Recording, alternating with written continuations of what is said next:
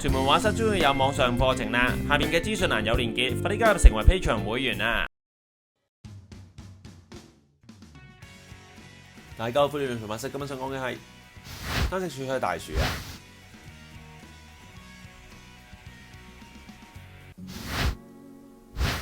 好，大家見到咧有一個素描嘅樹嘅畫稿嘅，其實呢個係我個Google Meet 個畫班咧，咁我有一堂係教大家畫呢個素描嘅樹。如果有個素描嘅稿之後咧，我點樣可以將佢上一個水彩嘅色咧？我今日就係做呢個示範。我哋首先咧要將嗰個顏色咧，我就變咗係個單色嘅，咁啊容易使用。如果大家中意變咩色嘅就變咩色啦。咁我想去翻佢原本嗰張畫咧係比較古典啲嘅感覺咧，佢係用嗰啲泥土色去做嘅，咁我又溝翻啲泥土色掉上去就得噶啦。嗱，留意嗰個上水彩嗰個次序同埋個深淺嘅啫。嗱，首先咧，大家見到我咧，我上第一下咧，我點解要上呢棵樹嘅左邊陰影嗰個位置咧？因為咧，呢個樹幹中間呢棵樹咧係主角，而佢受光嘅係由左邊向右邊，因此咧我一定要深咗佢嘅左邊嘅，我嚟突顯翻樹幹嘅受光位置。然後搞掂咗之後咧，好似而家咁樣咧，我就做樹嘅暗面，慢慢做落去啦。咁大家見到我上嘅顏色咧，我基本上就係用一支松鼠毛嘅啫，咁我唔轉筆嘅。咁我就係攞個顏色咧係同一隻顏色，我只不過係會將佢加咗多啲顏色，即係深色啲或者加多啲水分去淡色啲。嗱，大家見到我咧頭先一開始樹嘅後邊左面嘅葉咧，我係深色啲嘅，然後咧樹幹嗰個位咧我就係淺色啲。其實我就係將頭先隻顏色我加啲水落去就係咁簡單啦。跟住咧我慢慢由樹幹開始咧，我就做一啲陰影。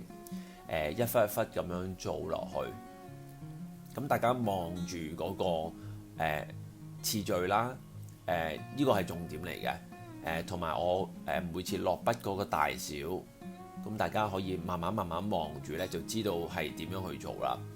啱啱學水彩嘅朋友咧，會遇到幾個困難嘅。第一個困難就係佢唔知道點樣溝嗰隻顏色啊，然後顏色撈啊又好煩，所以我會建議大家咧。初頭學嘅時候，你直頭係單色先，淨係顧佢顏色嘅深淺，即係幾多顏色幾多水分嗰個比例，你控制到佢咧，你先至再諗多兩三隻顏色慢慢貼上去，咁你就會煩少好多。同埋你單色嗰度咧要控制得好咧，都唔係好容易嘅。咁記住，我而家係畫棵樹啦，但其實樹係畫氣氛嘅，氣氛嘅意思即係整體感覺。如果咧冇畫呢張素描嘅朋友，即係上次冇參加我 Google Meet 畫班嘅朋友咧，你見到我條片咧有畫家個名同埋題目噶嘛？你上去 Google Arts and Culture 嗰度咧，抄翻呢張素描畫咧，你照抄翻個稿，然後有個素描稿之後先一齊做，跟住我做呢個水彩咧，其實你都會做到嘅，好嘛？我下次嘅 Google Meet 畫班咧，大家有興趣咧。